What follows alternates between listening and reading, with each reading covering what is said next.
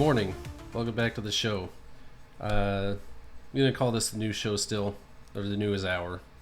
I don't know, something generic. But we got new information from the story on the attempted Trump assassination. That apparently he was spotted by viewers of the rally running around on top of the building. And I guess Secret Service didn't see it.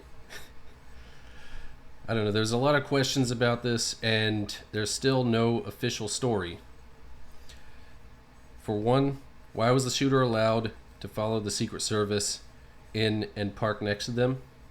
Why was the shooter allowed to fly a drone at the rally up to, 90 minutes, 2 hours before the rally? Why did they identify him 90 minutes before the speech carrying a rangefinder? Why did they allow Trump to take the stage when they knew there was a threat, or at least a suspicious person walking around doing suspicious things? And why did the Secret Service decline offers from local law enforcement for drone coverage? All these questions and more. But first, make sure you smash the like button, subscribe, and tick the bell if you want to see more. And maybe at some point I'll come out with a way that you can support me outside of this channel. But for now, let's jump into the news. Video from Trump assassination attempt victim's point of view shows figure moving on roof moments before gunfire. James Copenhaver was shot twice and critically wounded during the assassination attempt against Trump. So let's watch this clip. It's ridiculous. He's plainly visible. Plainly visible. I don't want it to play the next video. Okay. Yeah, video from James Copenhaver, one of the victims critically wounded in the July 13th assassination attempt against former President Trump, shows a figure moving across the roof of the American Glass Research Building just minutes before gunfire rang out at Trump's rally in Butler, Pennsylvania. In the video taken at 6:08 p.m. on July 13th, the person appears on the roof of the building adjacent to where Trump is speaking, and can be seen walking from the 1 minute second mark to about the 2 minutes 50 second mark. Officials believe the gunman, that guy, not going to say his name, 20 years old, began shooting with a collapsible AR-15 style rifle 3 minutes later, around 6:11 p.m. Counter snipers fatally shot that guy shortly afterward, and law enforcement officials found 8 shell casings near his body. In his attempt to assassinate the former president, that guy killed 50-year-old Corey Compertor, a husband, father, and former fire chief at the Buffalo Township Volunteer Fire Department.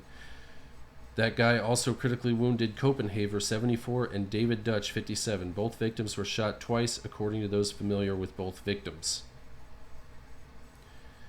And so, what's the story, Secret Service? You know, oh, we saw this guy with a rangefinder hours before the shooting took place, before Donald Trump took the stage. But we didn't think to go talk to him, ask questions, or anything like that. The guy was parked next to us. Let's see. Let's look at the text message again. I brought this up on another episode. Someone followed our lead and snuck in. This is 4:26 p.m. and parked by our cars, just so you know. I'm just letting you know because you see me go out with my rifle and put it in my car, so he knows you guys are up there. He's sitting to the direct right on a picnic table about 50 yards from the exit. And whatever these exchanges are, they're... Oh wait, no, that's part of the image, I guess. They sent a thumbs up image, said roger that, nothing else. And they took photographs of him at 5:38 p.m. Kid learning, I guess they mean lurking, lurking around building we are in. American Glass Research, I believe it is. I did see him with a rangefinder looking towards stage, for your information. If you want to notify Secret Service snipers to look out, I lost sight of him. Also a bike with backpack sitting next to it in rear of building that was not seen earlier. Oh, I guess whatever those black bars are, they're redacted. I don't know why that would be redacted. Call it into command and have a uniform check it out. But then nothing happened. None of them walked up to the kid and asked questions, at the very least. And they just let him do his thing until he opened fire. Yep. I don't know. This kind of, it makes me angry. It should make your blood boil. And Greg Price on X, he shared the video. I want to give credit to him, even though we just saw the video. I'm not going to make you watch it twice. Benny Johnson on X. Wow, total savage mode. Senator Ted Cruz just ended the career of disgraced Secret Service director on live television. The Secret Service lied to the American people about protecting President Trump, and you have fired no one? Director Snaps begins shaking and screaming. Watch. So let's watch this clip. It's about 7 minutes.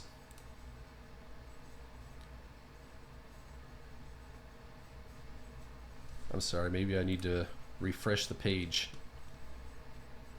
I was scrubbing the video earlier. Mr. Rowe, thank you for being here. Thank you, Mr. Chairman. Mr. Rowe, thank you for being here. I agree with what you said at the outset, that the individual Secret Service agents demonstrated remarkable personal courage, putting their bodies in between the line of sight of the shooter and the president.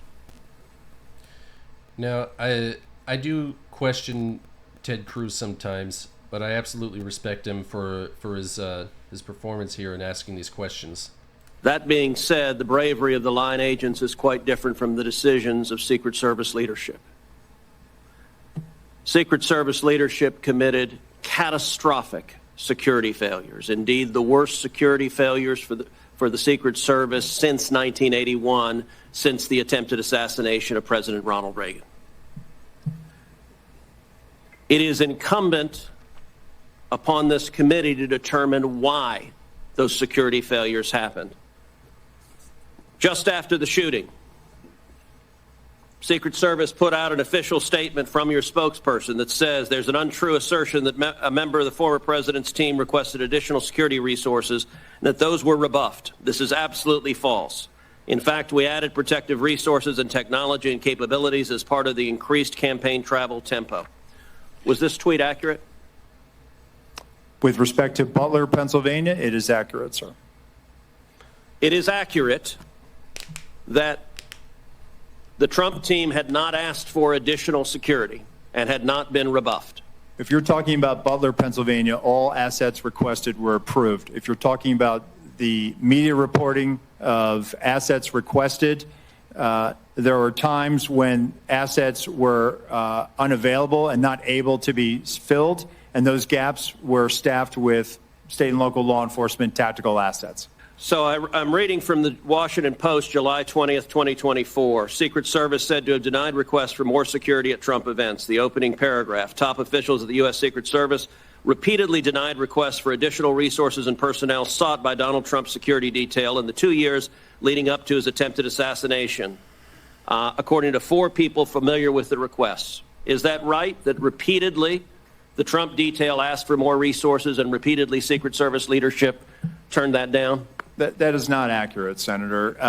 Assets are requested. There's a process that is made. And how many requests did the Trump team or the Trump detail? That was a, what do you call it, a diversion. I'll ask for. I can get you that number in a queue. You don't know now. So I can speak to the ones that were reported in the Washington Post, and we can go through them if you like. But you don't know how many requests there were. In general, how many requests since 2021 that the former Trump detail has made a request for assets? You've had 2 weeks. You had a spokesperson put something out that is false on its face. By the way, did you approve this statement when it went out? I don't know if I did or didn't, Senator. Has this spokesperson, is he still employed? Does he still have a job? He is still employed, Senator. So he lied on behalf of the Secret Service. He still has a job. Did your predecessor, the former director, does she approve this statement? Senator, our comms team, they send out statements. They do deconflict them and they put them out. Did she approve this statement? I don't know if she did or did not, Senator. And you don't know if you did either? I don't recall approving it, Senator. Will you commit to provide this committee in writing Diversion. every written request for additional resources from the Trump campaign or the Trump detail and every response from Secret Service? Senator, I will commit to providing responses and getting you the information that you are seeking. May I ask you something? And who makes the decision to deny those requests? Did you make that decision?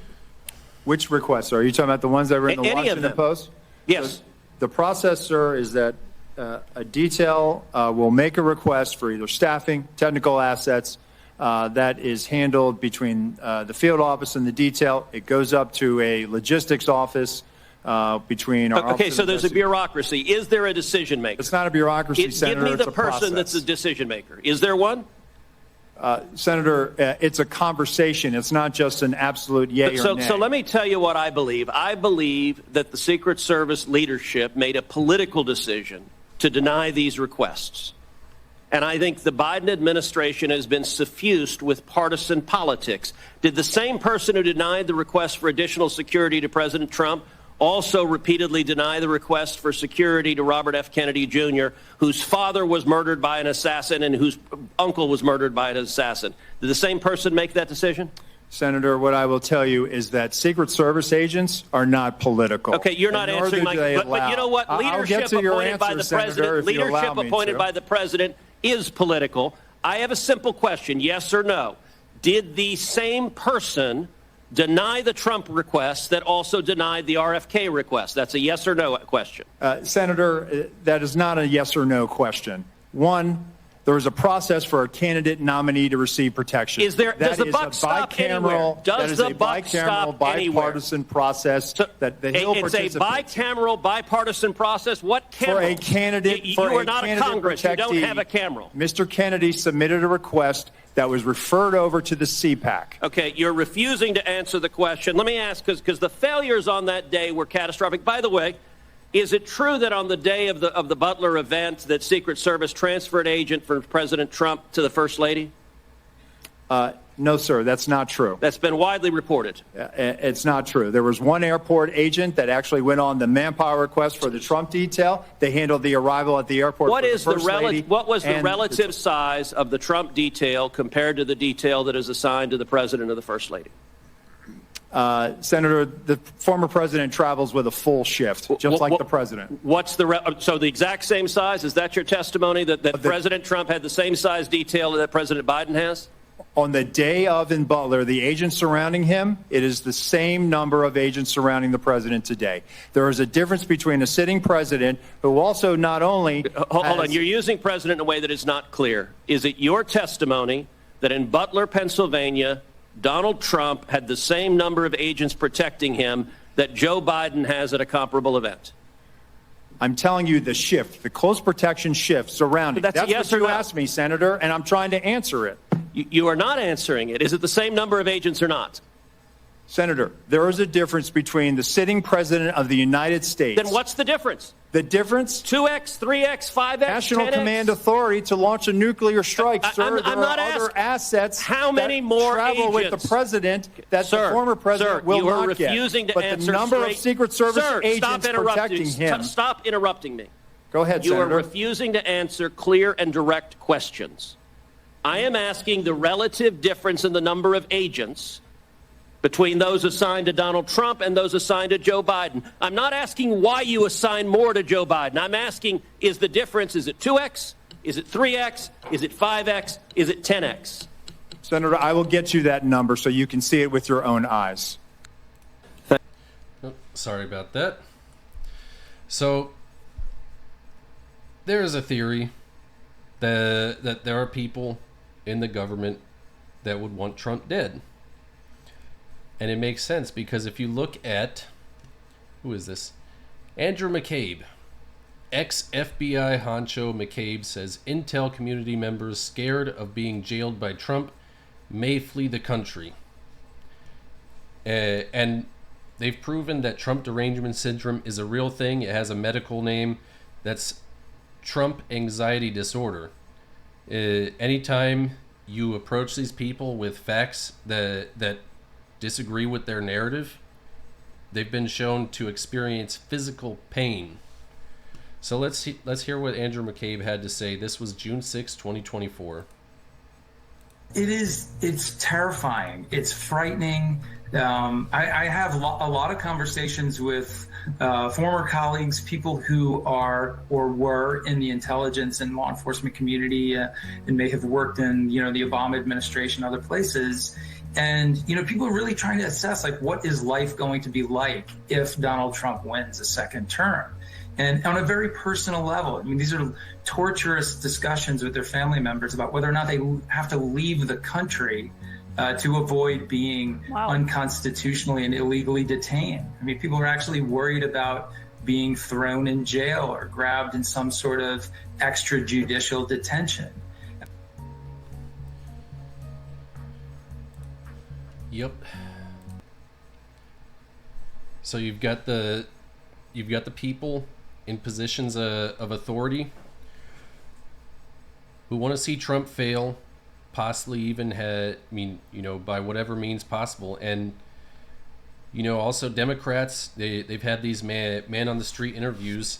They've expressed, some violent rhetoric against him. They would like to see him Alt F forward to avoid, well, of course, I've already said that they expressed violent views against him, and so you've got this national thing just blowing up, people just saying things whatever they want, and it used to be the popular culture.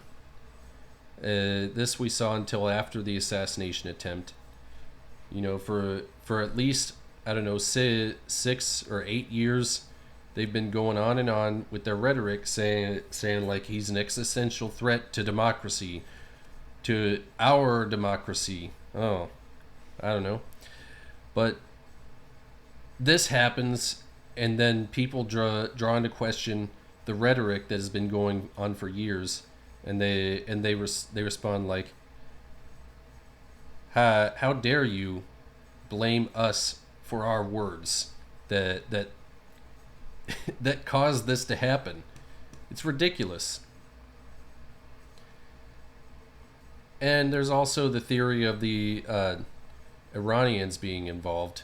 I feel like that was a narrative that was just barely missed by like millimeters.